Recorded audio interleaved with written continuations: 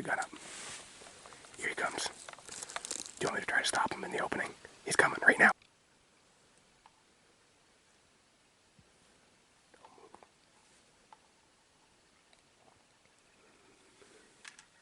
Right here. Let him come. Let him come. You see him? Let him come.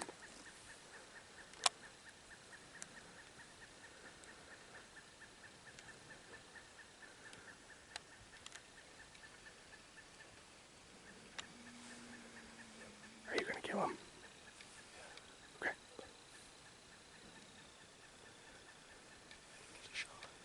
He's gonna give you a shot.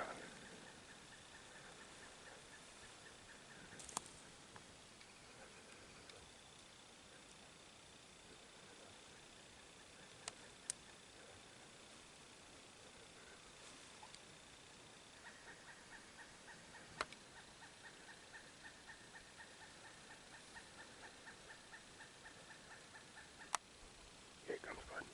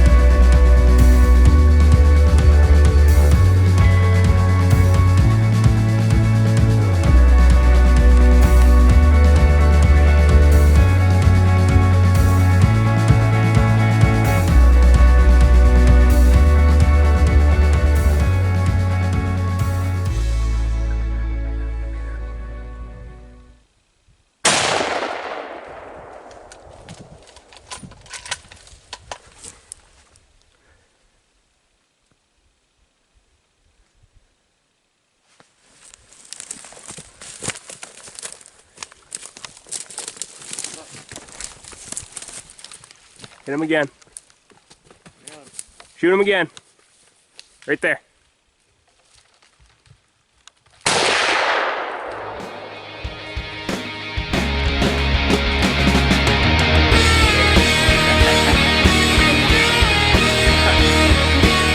He's down.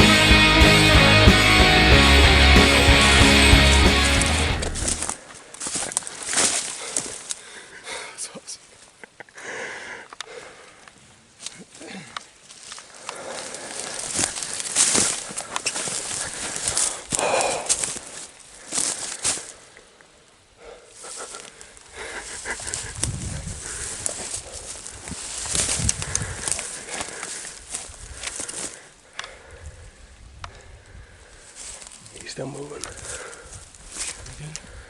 So,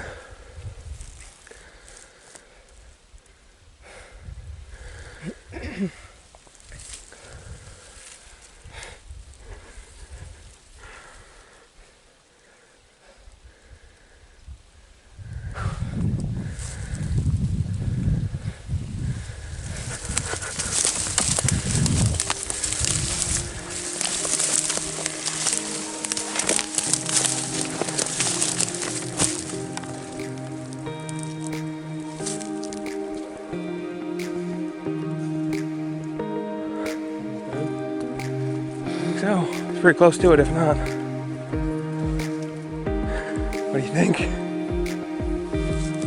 It's unbelievable.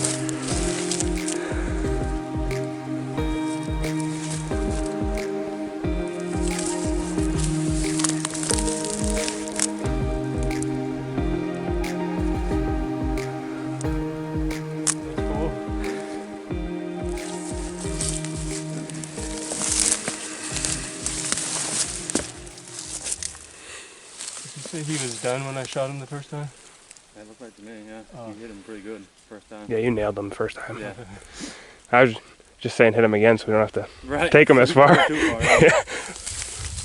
One more shot would, at least drop him where he was.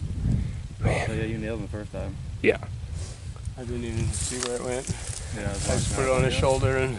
You hammered him. I mean... That's when you shoot there. Let's go through our hair.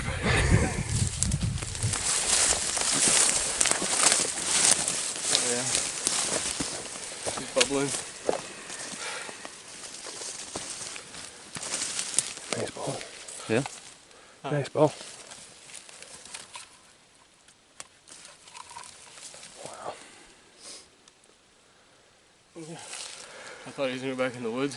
I did too. Yeah, I know. And I couldn't hold my rifle anymore. I was like this. I was like, oh my God, please step out. My arm was so stiff. Oh. I swore I saw a cow behind him too. Yeah? Yeah. Like when I first followed him through there, and then I thought I saw a cow behind him. Very well coulda.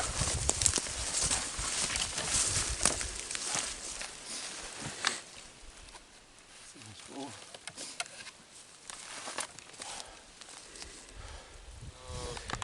2018 Maine moose hunt. Left Boulay Sporting Camps this morning at 3:14 a.m. We got to our area at, was it just after 4?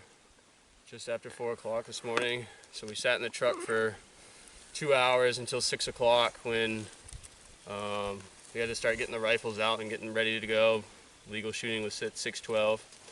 And as soon as we stepped out of the truck, we could hear a cow calling off in the distance. And then we just kind of quickly and quietly got all our stuff together.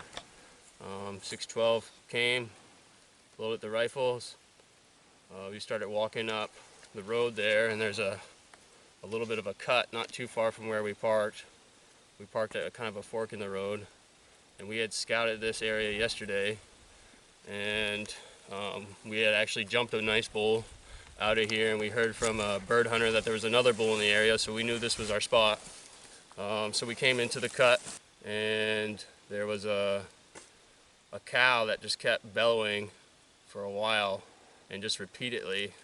So we kind of went in, and we were a little unsure of what to do at first, and but we were making a lot of noise, so we decided to make a few bull grunts and do a little bit of raking, and that pissed one of the bulls off because we could hear him rubbing on the trees and knocking stuff over.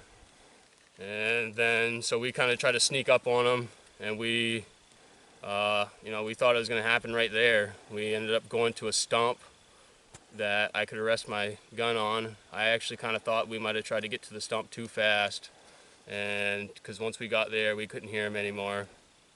So we waited there for a while, hoping that he might come in quietly and just come across, but nothing. So we slowly walked out of there, and this cut that we initially went into this morning was down the road further from where we scouted from.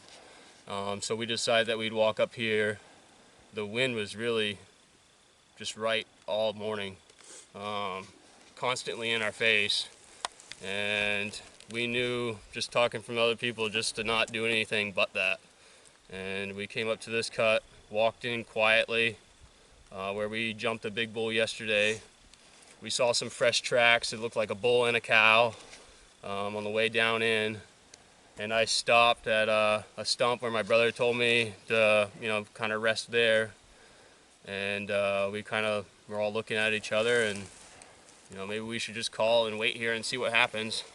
So talking to a few other people, they're like, grunt call is the way to go, cow call is the way to go. And I was a little nervous about cow calling after hearing that other cow. I was worried that the bull that we might be chasing was cowed up and might run away. So, but I was like, at this point, I'm not hearing or seeing anything, so I'll just let out a few cow calls. Let out one good one, and then like a little brief one, and then like a moment later, I let out another good bellow, and sat there on the log for a second, and then 10-15 minutes later, Zach was like, dude, there's a bull right there, and I can't see it. So I'm looking around, and he's telling me where the opening is. I'm not sure if my brother saw it at that point. He's looking for it too. He's got his binoculars out. And then Zach kind of pushes me down into an area where he thinks he's going to end up walking out to. And I just stay still the whole time, waiting for him to come through this opening. I hadn't seen the bull at that point. And then but I could hear him. I could hear him starting to grunt. And I'm like, okay, he's definitely there. I just can't see him. And he came in real slow. Like, he came in fast. He was over on the tree line, I guess. Zach saw him, and he came in fast. But once he got here, he really took his time. I think he knew exactly where that cow call was coming from. And he came in right to where I was calling. And so he walked through that gap, and I saw him.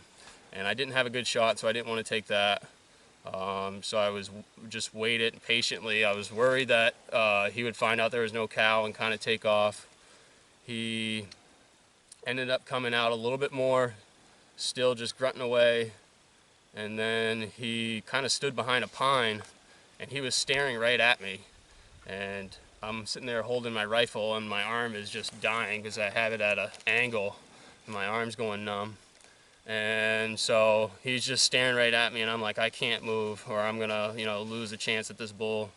And he's hiding behind the pine. And then all of a sudden he kind of like turns his head, and I'm like, I can only really see his neck and head. I'm like, I don't really feel comfortable with that shot. And then finally, after probably like a 15-minute standoff, he comes into the opening, and it was probably like a 20-yard shot. And I put it right on his shoulder. Zach and Jeremiah said it was a great hit, and I couldn't really see through the scope where it hit. He just started to take off, and for a moment there, I was just kind of like, oh my God, this just happened, and kind of in the moment. And then I was kind of just remember what everyone told me: don't stop shooting until it's done, until he drops. So I ran after him, but you could tell he was shaking and kind of going down, but I was a little bit like, just in the moment, kind of crazy. I didn't really think about it until after the fact, but I took one more shot, and I hit him in the jaw and kind of knocked his bottom jaw a little bit loose. But right after I took that shot, he definitely just dropped. So I don't know if that was the final touch, but he fell, and we ran over and just kind of mixed emotions, a little bit of tears, a little bit of smiling, laughing, and just an awesome hunt. And it ended a lot faster than I thought it would, but I wouldn't have it any other way. I called him in. We did all the work. We did all the scouting. We didn't have anybody to come and guide us or anything like that. We got it done ourselves, and we're gonna have to quarter him out of here, but I wouldn't have it any other way. Great hunt.